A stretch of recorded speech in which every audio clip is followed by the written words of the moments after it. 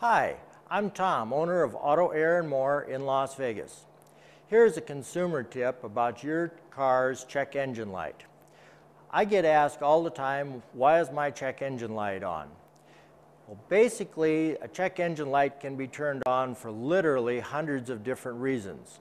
But the simplest explanation I can give you is that your computer system on your car is got a fantastic ability to bring all of the information together and target a specific target of running point. Look at it as a bullseye. If the computer is keeping the running in the middle of the bullseye, the check engine light stays off.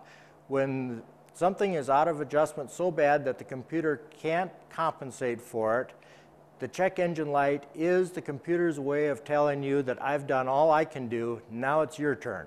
When your vehicle needs help, call Auto Air and More at 702-362-2722 or visit our website at autoairandmore.com.